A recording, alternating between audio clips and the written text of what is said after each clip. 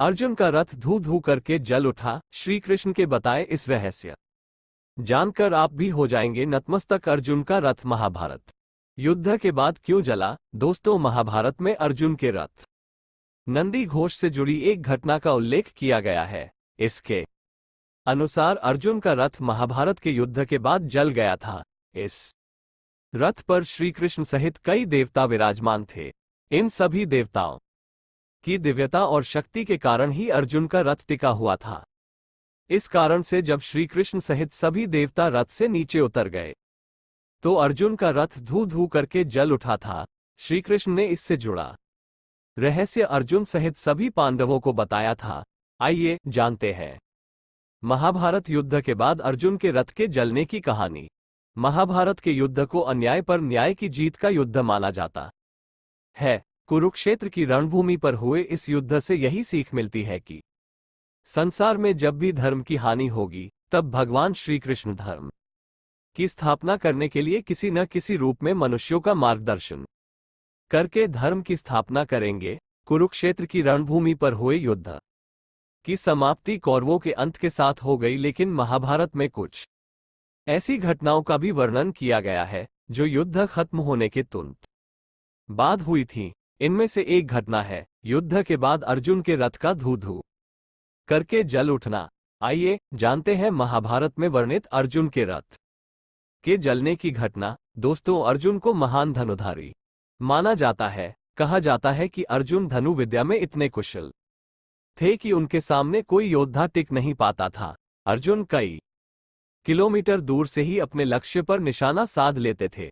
अर्जुन के धनुष का नाम गांडीव था। वहीं धनुष के अलावा अर्जुन का रथ भी विशेष था।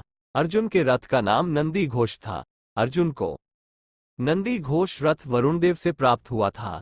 इस रथ की विशेषताओं की बात करें तो इस रथ का रंग सफेद रंग का था।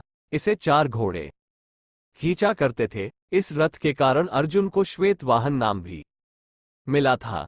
अर्जुन के इस रथ पर स्वयं श्री कृष्ण सारथी बनकर विराजमान थे। वहीं इस रथ के ध्वज पर स्वयं हनुमान जी विराजमान थे। पहियों पर शेषनाग यानी बलराम जी का वास था। इस कारण से अर्जुन का ये रथ बहुत ही दिव्य बन चुका था। यही कारण था कि युद्ध में कई योद्धाओं के रथ टूटते जा रहे थे, लेकिन अर्जुन के रथ पर एक खरोंच तक नहीं आई थी। अर्जुन इसी रथ की बदौलत अपनी विजय गाथा लिखने के लिए युद्ध में महान योद्धाओं के साथ लड़ते जा रहे थे।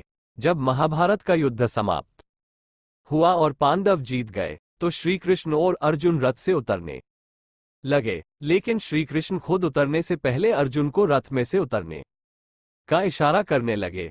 अर्जुन ने श्री कृष्ण का आदर करते हुए उनके सामने हाथ जोड़ते हुए कहा कि हे माधव, पहले आप इस रथ से उतरिए, मैं आपके बाद आता हूं। अर्जुन की बात सुनकर कृष्ण जी ने मुस्कुराकर अर्जुन को देखा और कहा कि पार्थ, अगर मैं तुमसे पहले इस रथ से उतर गया तो एक अनहोनी घटना घट जाएगी। अर्जुन को श्री कृष्ण की बात समझ नहीं आई।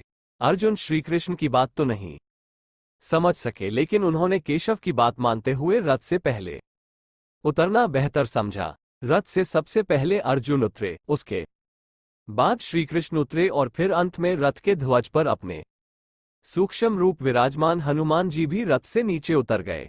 जैसे ही हनुमान जी रथ से नीचे उतरे तो अर्जुन का रथ धू धू कर जलने लगा। अपने रथ को इस तरह से जलता देखकर अर्जुन बहुत हैरान हुए और उन्होंने हाथ जोड़कर श्री कृष्ण से इसका कारण पूछा। श्री कृष्ण से जब अर्जुन ने रथ के जलने का कारण पूछा तो श्री कृष्ण ने जवाब में कहा कि हे अर्जुन, ये रथ तो भीष्म पितामह, द्रोणाचार्य और कर्ण के दिव्यास्त्रों के वार से बहुत पहले ही जल गया था और इस रथ को अधिक क्षति कर्ण के बाणों से पहुंची है। वो तो रथ पर पताका लिए खुद हनुमान जी विराजमान थे और स्वयं मैं भी रथ पर बैठा था और ये रथ मेरे ही संकल्प से चल रहा था।